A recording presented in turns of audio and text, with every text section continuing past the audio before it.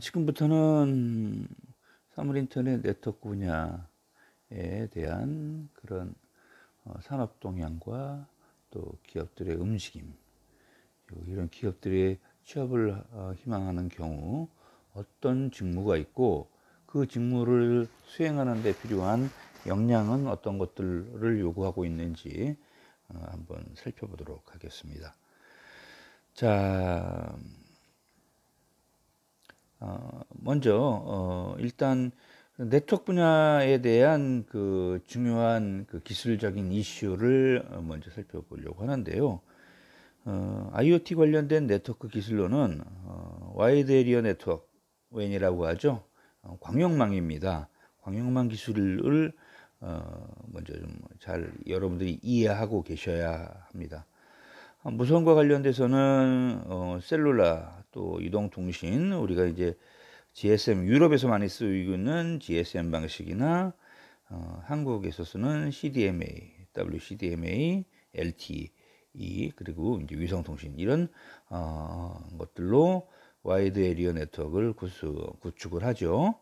그 다음에 이제 유선에서는 XDSL이라고 하는 이런 디지털 서브스크라이버 라인이라고 하는 방식을 가지고 유선 인터넷 접속을 합니다. 이거 말고 이제 케이블 TV나 광통신 같은 것으로 유선망을 구성을 합니다. 자, 이런 부분은 이제 대부분은 개인이 할 수 없고 국가나 아니면 그 큰 통신사에서 구축을 하고 있죠. 그 다음에 이제 살펴볼 것은 펜인데요. 이건 이제 퍼스널 에리어 네트워크라고 해서 일반 개인이 소지하고 있는 그 커버할 수 있는 범위의 네트워크를 말하는 거죠. 이거 펜이나 또는 이제 작은 규모의 그 기관에서 관리하는 사설망, 랜 같은 것들도 있습니다.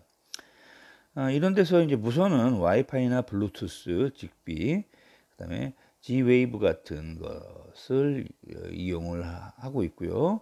이런 방식에 대한 것은 여러분들 이미 간략 하나마 학습을 마치셨을 것이고요. 이제 세부적인 통신 방식에 대한 것은 이쪽 직무를 이제 많이 희망하시는 경우에 별도로 학습을 하여야 하는 그런 부분이 되겠습니다. 유선은 이제 RS-232C나 RS-485 같은 것으로 하고 있고요. 그 다음에 이제 PoE라고 하는 전력망을 이용해서 통신 네트워크를 구축하는 경우도 있습니다. 자, 그 다음에 이제 LPWA라고 해서 저전력 와이드 에리어라고 하는 LPWA라고 하는 방식도 있어요.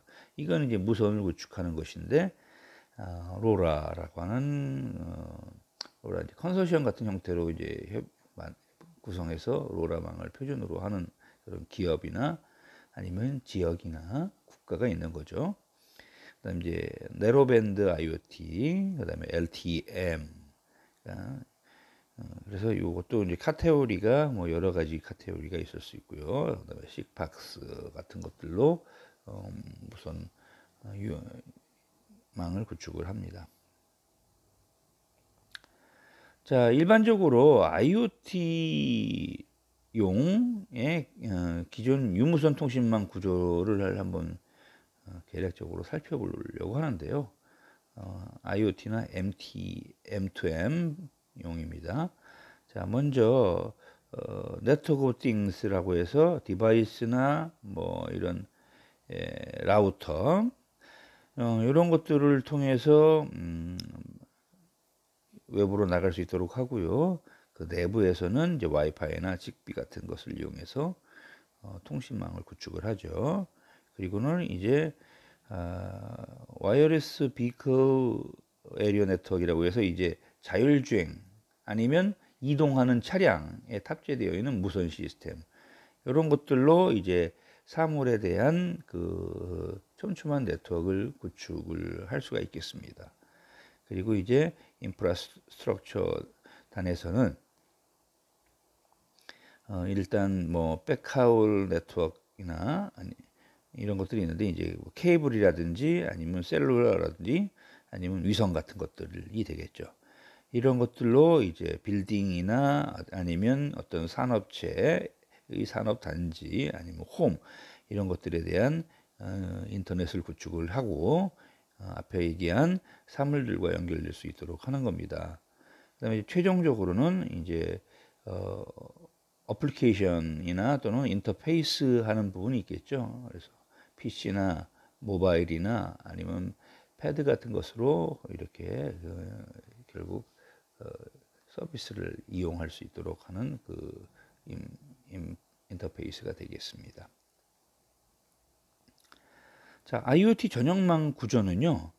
기본적으로 뭐 로라 IoT나 MBLT IoT 그리고 이제 자율주행차, 커넥티드 카 이런 형태로 해서 IoT 게이트웨이를 거쳐 가지고 이런 인터넷에 접속을 하게 되는 거죠.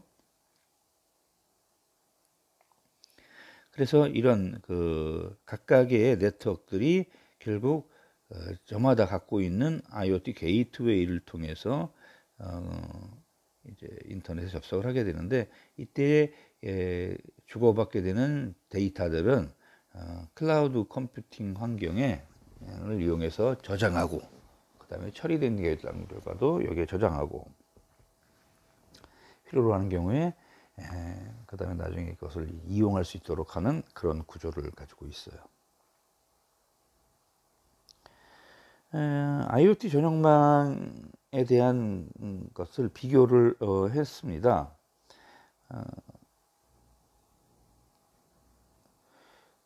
비교를 했는데요. 죄송합니다. 지금 다른 화면으로 넘어가 버렸죠. 네, 이거였어요.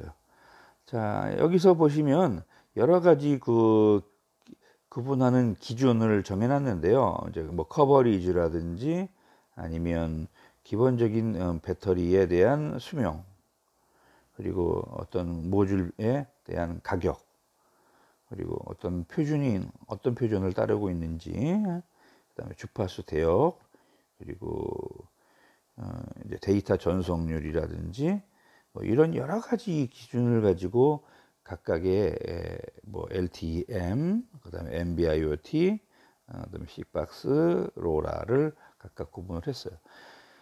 이것을 일일이 여러분들에게 지금 설명을 드리지 않겠습니다. 여러분들은 이 부분을 별도로 한번 노트에다가 적어 보세요.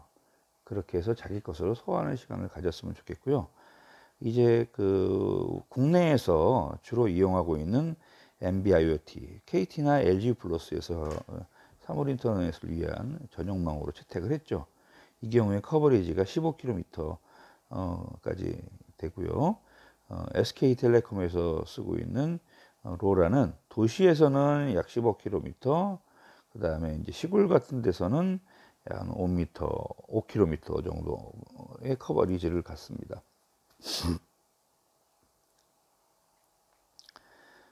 그리고 이제 배터리 수명인데요. 보통 NB-IoT에서는 10년 정도로 보고 있고 로라도 10년 정도까지는 유지하는 걸로 이렇게 되어 있습니다. 그 다음에 데이터 전송 속도를 보면 로라는 NB-IoT는 이제 100kbps 이상이 됩니다. 근데 이제 로라망은 이거보다 속도가 좀 떨어지죠. 5kbps 정도의 전송 속도를 나타내고 있어요. 자, 아무튼 이제 지금부터 사물 인터넷 네트워크 분야에 대한 전망을 보겠는데요. 사실 사물 인터넷 네트워크 분야라고 하지만 기본적으로는 유무선 통신회사에서 이쪽과 관련된 업무 비즈니스를 하고 있다라고 여러분 생각을 하시면 되겠습니다. 일반적으로 사물 인터넷은 사용자가 일단 이런 액세스망에 가입을 하고 그래서 가입할 때는 당연히 가입자용 장비를 가지고 있어야 되겠죠. 그래서 여러분들 보통 일반적으로 가정에서 그 뭐 KT나 U+나 SK텔레콤을 이용해 인터넷 서비스를 이용할 경우에 거기서 셋탑박스 같은 것이나 이런 것들을 제공을 해주죠. 그죠? 그런 거와 마찬가지예요. 그래서 무선 통신을 위해서는 이제 기지국 장비 같은 것이 필요하고요. 안테나나 RRH 같은 거. 유선 통신에서는 이제 광통신용 장비들을 이 필요하겠습니다. 그리고 이제 요거는 가입자 쪽에 가까운 장비라면 이 교환기 안에 이런 이제 이동통신 회사에서 교환기, 교환국을 가지고 있죠. 이 교환국에서 전달을 하기 위한 전달망 장비라고 하는 전송 장비와 교환 장비로 이제 구성이 되어 있습니다. 그리고 이제 최종적으로 가입자에게 이 사용한 또는 가입한 정보 계약 내용에 따라서 과금을 물리게 되겠죠.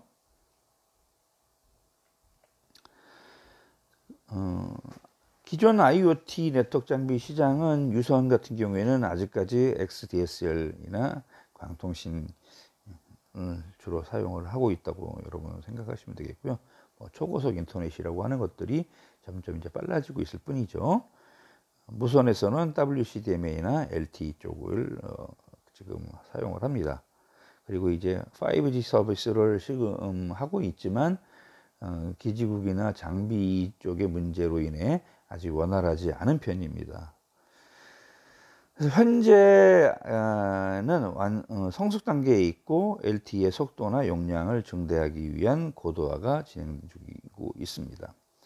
자, IoT 전용망 LPWA라고 할 수 있는데요. 무선은 로라나 NB-IoT나 LTE-M을 쓰고 있죠. 국내외 통신사를 주축으로 구축이 활발히 진행 중입니다. 지자체나 대형 기업, 대기업을 중심으로 자가망을 구축하는 경우도 있어요. 이런 사물 인터넷 네트워크 분야의 어떤 시장 규모는 이런 전송 장비 분야와 가입자 장비 분야로 나눠서 생각했을 때 어쨌든 전부 최근에 2016년을 기준으로 한 4조 정도 된다고 이렇게 생각을 하시면 돼요. 4.9조니까 이제 5조로 보셔야 되겠죠. 이런 내용이고요. 그다음 이제 다른 규모, 부분별 비중으로 치면 전송 장비 부분에서는 전송 장비와 그러니까 전달망 장비는 전송 장비와 교환 장비로 나눌 수 있는데 여기서 이것들에 대한 비중이 이제 작아지고 있죠. 이제 가입자 쪽 장비는 이제 비중이 어때요? 커지고 있는 편이죠. 이렇게 이제 판단을 할 수가 있겠습니다. 이와 관련된 전문 기업들이 있습니다. 그래서 통신 장비는 과거에는 이제 에릭슨이나 또는 루슨, 이제 다 우리 한국에도 이런 자회사 같은 것들이 있었죠. 그다음에 노키아, 근데 이제 요즘은 화웨이가 통신 장비 시장의 대부분 한 50% 정도의 시장을 갖고 있는 것으로 이렇게 보고가 되고 있습니다. 교환 장비 쪽 강자는 뭐니 해도 시스코죠. 그래서 또 전송 장비 쪽도 화웨이 중국 기업이죠. 이렇게 시장에 대한 어떤 독점적인 위치를 갖고 있다 보니까 이걸 견제하기 위해서 미국에서 이 회사, 이제 이 중국 기업이지만 화웨이가 캐나다에 본사를 두고 있어요. 그죠? 그래서 이제 주변국, 우방국들에게 압력을 넣는 형식으로 해서 이쪽의 그 기업을 약간 위축시키는 그런 전략을 구사하고 있습니다. 네트워크 부분 국내 통신 3사 SKT, KT, LG 플러스의 가입자 추이를 보면요. 이제 기준이 조금 오래전 기준이지만 이 시장의 그 가입자 추이는 아마 거의 정체로 가고 있습니다. SKT에 대한 가입자가 209만 명 정도로 되고 있고 약 35%, KT가 176만 8천 명, LG 플러스가 131만 3천 명 정도로 이렇게 시장을 3등분 해내고 있죠. 자, 네트워크 분야에 대해와 관련해서 한 직무로는 개발 업무와 구축 업무 그리고 운영 업무 이 세 가지 직무로 나눌 수가 있는데요. 개발 업무는 각종 네트워크 장비, 전송망, 전달망 관련된 장비라든지 가입자망 관련된 장비라든지 이런 것들을 직접 개발하는 그런 하드웨어 엔지니어가 되겠습니다. 이거 말고도 그래서 이제 RF나 로직이나 이런 것들을 이제 전자나 통신안을 전공한 사람들이 주로 개발을 하겠고, 그 다음에 이제 외관 디자인 같은 것이나 아니면 기구물 디자인을 해야 되기 때문에 이제 기계과나 금속과 또 아니면 산업 디자인과 학생들이 이런 부분을 담당을 할 수가 있어요. 그리고 이제 소프트웨어를 개발을 해야 되는데, 이것은 이제 컴퓨터공학과나 아니면 우리 이제 지능형 시스템공학과 같은 이런 부분에서 이런 것들을 커버할 수 있는 거죠. 그래서 당연히 소프트웨어를 개발할 때는 이런 통신 규격이나 장비와 관련된 표준을 잘 숙지하고 있어야 합니다. 그래서 표준 규격과 프로토콜 스택 이런 것들을 개발을 그것에 따라 표준에 따라서 해야 되고요. 또 사업자의 요구사항을 잘 반영해서 개발을 해야 되는 그런 업무죠. 구축 업무는 이제 사용자 요구사항을 반영해서 소프트웨어나 하드웨어를 변경할 수 있도록 하는 그런 업무인데요. 구축 지역의 유무선 환경에 따라서 장비를 설치를 하면 되겠습니다. 운영 업무는 이미 설치되어 있는 각종 장비와 시설들이 원래의 그 기능을, 고유 기능을 다 발휘할 수 있도록 성능 유지를 하는 거죠. 그래서 장애가 뭐 혹시 발생한다면 그 장애에 대한 대처도 해야 되겠고요. 그다음에 여러 가지 고객의 요구사항을 반영을 하고 이런 것들이 운영 업무에 해당됩니다. 자, 이런 네트워크 분야에 이제 취업을 하려고 하면 어떤 능력을 보유하면 될까요? 앞에서 말한 것처럼 여러 가지 통신이나 장비 관련된 것들은 정말 국제적인 그런 표준 규약들이 정해져 있어요. 그래서 그런 것들을 준수하지 않으면 이런 장비로서의 가치가 없어집니다. 그래서 이런 표준 규격이나 요구사항 분석을 할 수 있는 능력이 반드시 필요하고요. 그다음에 이제 개발 업무를 담당하게 되는 경우에는 소프트웨어 설계, 그다음에 각종 프로그래밍 언어를 구사할 수 있는 능력, 그리고 개발 툴을 사용할 수 있는 능력을 여러분들이 갖고 있으면 좋겠습니다. 하드웨어 분야에서는 이제 RF라고 하는 라디오 프리퀀시죠. 무선 통신 기술. 그다음에 이런 컴퓨팅 디지털 회로, 로직 회로를 설계할 수 있는 그런 기술이죠. 그래서 뭐 디지털 회로 설계 기술이라고 얘기할 수가 있겠습니다. 그리고 여러 가지 이런 장비나 아니면 통신이 잘 이루어지는지를 보기 위해서는, 알기 위해서는 다양한 계측기를 사용을 합니다. 그래서 이런 계측기를 사용할 수 있는 능력도 필요합니다. 그리고 아트웍이라고 하는 것은 뭐냐면 회로도를 작성하는 겁니다. 그래서 오토캐드나 또는 오아캐드나 피캐드 같은 이런 컴퓨팅 에이디드 툴 디자인할 수 있는 이런 도구들을 이용해 가지고 직접 여러분들이 뭐 이런 전자기판과 관련된 하드웨어와 관련된 도면을 작성하거나 이렇게 할 수 있겠죠. 그다음에 이제 부품에 대한 소싱 능력도 있어야 되고요. 기구 설계나 이런 것은 사실은 이제 기구 설계 쪽은 아까 말씀드린 것처럼 예를 들면 기구는 뭐냐면요, 껍데기입니다. 그 장비의 내부에 있는 회로는 우리들이 예를 들면 구축을 한다면 그 겉에 보이는 그런 뭐 패널이라든지 탑, 그다음에 리어 패널 이런 것들에 대한 설계는 금속과를 졸업한 학생들이 금속 디자인 하듯이 이렇게 해서 합니다. 구축 및 운용 관련해서요, 필요한 직무 역량은 이제 무선과 유선 신호에 대한 분석 능력과 이런 것들을 장비를 설치할 수 있고 시공할 수 있는 그런 능력을 길러야 되겠죠. 그리고 여러 가지 운영 중에 나타날 수 있는 장애를 분석하고 적절히 대처할 수 있는 대응 능력도 필요합니다. 네, 이런 식이고요. 이와 관련된 전공은 네트워크 장비 분야에서는 통신공학이나 컴퓨터공학, 그다음에 전자공학, 산업공학, 기계공학 이런 요소들이에요. 그러면 시스템공학이라는 것은 뭐냐면 이런 요소들을 다 뽑아내서 한 군데 모아놓은 것이 이제 시스템이 되겠습니다.